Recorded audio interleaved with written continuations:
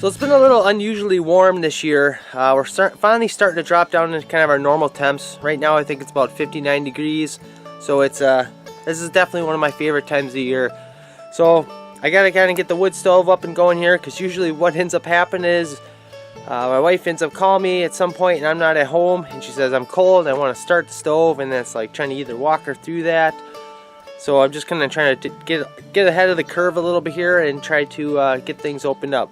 I've also had a lot of people ask me about our stove setup, and I figured I'd kind of take you guys along on just a little mini tour as well and kind of explain a little bit about our setup. So for us, there's not really a whole lot to do. We usually run a brush up and down the chimney just once in the fall, just in case some birds somehow made a nest in there, or a bee's nest, or anything that could possibly block the chimney. And then it's kind of open up a few ducts, and then we'll also check our door gasket to make sure that's sealing properly. So we'll start with the chimney first here. This originally wasn't in the house. This is something I ended up putting in. We spent every penny and dime we had all summer long saving up to buy a stove and to buy a chimney. We were getting sick and tired of being controlled by the cost of propane. You know, that was the only option when we moved out here originally. So that's what we did. We saved up. And I absolutely love this kind of setup here.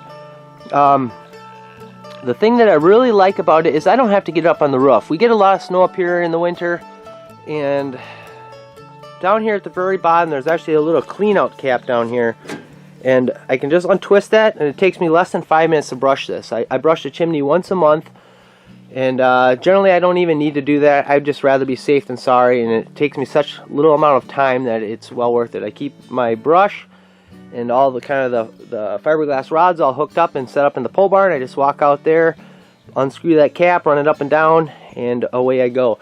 The one other area on chimneys that generally tend to clog up is the very top, the very chimney cap. And when we originally bought this, we were looking all over for a cap that had a screen, and they had to be special order, and we just wanted to get this all done with, so we ended up not taking that route. And it actually kind of works out in our favor. One, we burn very little paper. It's usually just a little few pieces of newspaper when we start the fire, and that's it. So we don't really get a whole lot of stuff kind of flying out of that cap. And that's generally the part that clogs up. You know, all the little screen pieces on the chimney usually kind of clogs up with creosote, and then you start getting backdrafts, and it's just kind of a mess. And this seems to really work out well for us. So let's get this thing brushed out.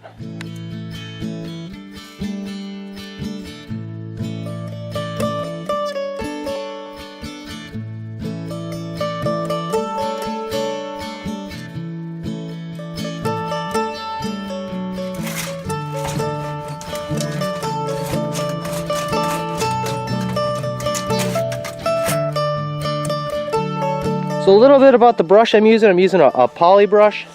These are meant for line chimneys and these pre-manufactured type chimneys. And it's just a real kind of stiff, bristled, I don't know if it's like a plastic, you know, poly, I guess. And they're meant for this so they don't end up scratching things up, versus like a wire brush that's meant for mason chimneys. And then these rods here I ended up picking up on clearance. They're just fiberglass rods, you know, they're flexible, they bend. And one thing I would really recommend doing though is making sure you tighten up these connections really well. Ask me how I know. There was one time I was out brushing the chimney, and I was lucky it was in the fall time, and it came untwisted as I was kind of going up and down with it, and it ended up coming off. Luckily I had picked up a whole bunch of these rods on clearance, so I had a bunch of them laying around. So then what I ended up doing was taking a towel and wrapping it around and kind of taping it on, and then going up from the roof and going back down. Versus, you know, I got the chimney cap on there. If it came off in the middle of the winter, I couldn't push it from the ground up, so I would have to climb up on that slippery roof. So this is our stove setup. We have a Daka stove. It's made by a Minnesota company here, probably about an hour drive from where we are. And it's kind of runs off old 70s technology. If you look, there's kind of like this outside housing that goes around the stove, and then there's actually like a main stove that sits inside there, so you can actually kind of pull these sleeves off. And there's a blower that sits way in the back, blows the heat up off the stove, and then there's two 8-inch ducts that run up. And then we insulated them up here just because there's a little bit of travel, because this room can get warm, and the more we can get up in the ducts the better. And it runs over into our plenum of our furnace, and currently uses, you know, the rest of the ductwork. It's not one of those nice romantic stoves where you can see, you know, all the flames and everything, but boy, this thing sure keeps us warm. And then we also keep like a little small stack of wood in this room, just to kind of help dry it out. But of course we keep that at the recommended or over the recommended distance from the stove to combustibles. So with these ducts here, we put a kind of a shut-off duct that sits over there. So when we run the air conditioning, it doesn't blow back into the stove, and then potentially up the chimney. So we kind of put shut-off ducts in there. So that's one thing I'll have to open up here.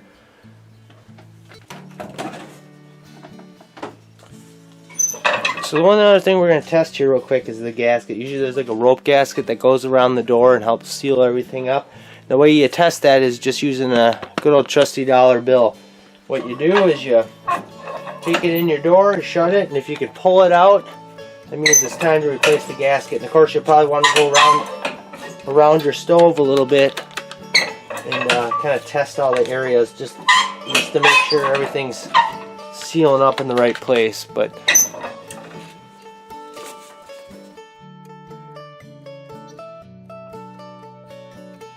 so I know some of you guys have been kind of asking about that. I figured I'd kind of kill two birds with one stone, kind of get the stove opened up for the year, and kind of give you guys just a little quick tour of our stove.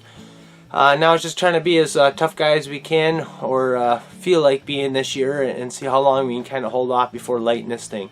So anyways, hope you guys enjoyed the video. If so, let me know by clicking that thumbs up and subscribing. Thanks for watching.